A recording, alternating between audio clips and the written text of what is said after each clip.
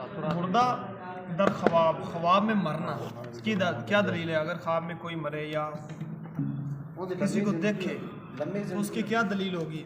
हमारे पास है हज़रत दानिश फरमाते हैं कि अगर ख्वाब में देखे कि वो मरा है, लोग इस पर रोते हैं और जारी करते हैं, या इसको बांध कर कफन में लपेटा है या जनाजे में रख कर कब्र में डाला है, ये सब इसके दीन के फसाद है।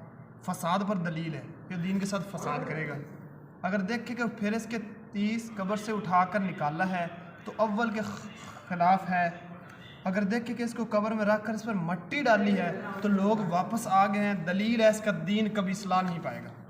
और बाज़ कहते हैं कि अगर देखे कि वो मरा है और जल्दी जनाजे पर रखा है और लोगों ने इसको उठा लिया है और बहुत लोग इसके जनाजे के पीछे जा रहे हैं, दलील है कि शरफ और बुजुर्गी और हुकूमत पाएगा, लेकिन इन पर जुल्म करेगा।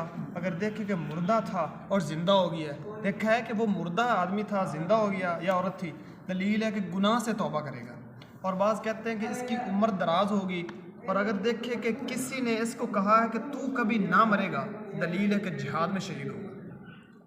और अगर देखे कि वो मरा है और किसी ने इस पर गरिया वजारी नहीं की, मतलब वो रोया नहीं है, तो इसके जनाजे के पीछे कोई नहीं है, दलील है कि इसका खाना वीरान हरगज़ आबाद ना होगा। और अगर ख्वाब में अपने आप को मुर्दों में देखे और इसको ख्याल है कि वो देर से मुर्दा है, दलील है कि जाहिल लोगों के साथ सफ़र करेगा।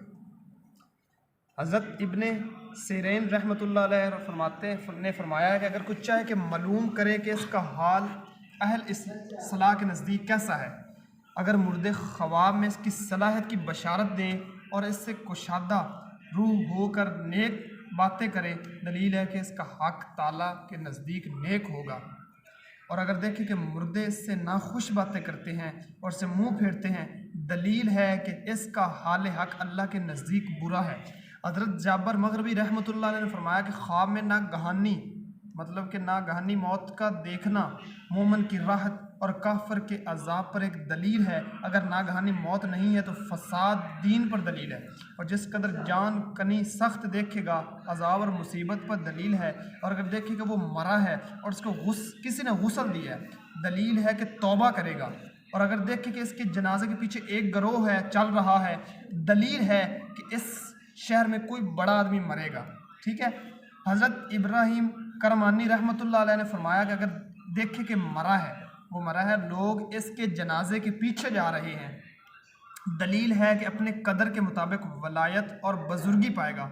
और अगर मुर्दा जनाजे पर भारी है, दलील है कि लोग पर कहर रुस्तम करेगा। और देखेगा कि जनाजे पर हल्का है, दलील है लोगों से नेकी करेगा।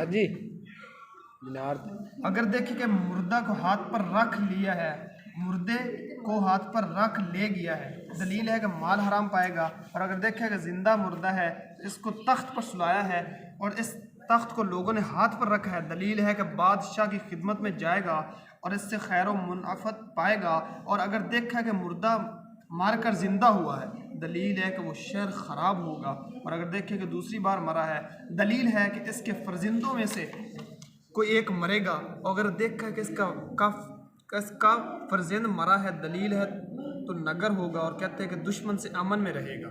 और अगर देखा कि इसके माँ बाप मरे हैं, अगर इसके ख्वाब में उसके माँ बाप मरे हैं, दलील है कि इसका काम ख़राब होगा। और अगर औरत देखे कि हामला थी, अगर औरत देखे कि हामला थी और मरी है और लोग इसको रोते हैं, दलील है इसके यहाँ लड़का पैदा होगा। हज़रत अस्माइल इशास रहमतुल्लाह अलैह ने फरमाया कि अगर देखे कि मुर्दा दूसरी बार मरा है और मरने पर लोग आहिस्ता रोते हैं, दलील है इसके अहले बेत में से किसी एक की शादी होगी और खुशी और खुरमी देखेगा। और अगर देखे कि इसके मरने पर औरत और मर्द दशूर और नोहा करते हैं, दलील है इसके अहले बैत को गम पहुँचेगा। और अगर औरत देखे कि वो मरी है और इसको गुस्ल दिया है और जनाजे पर रखी है, दलील है कि नेक बात कहेगी। और अगर देखे कि इसको दफन किया तो इसकी तावील बद है।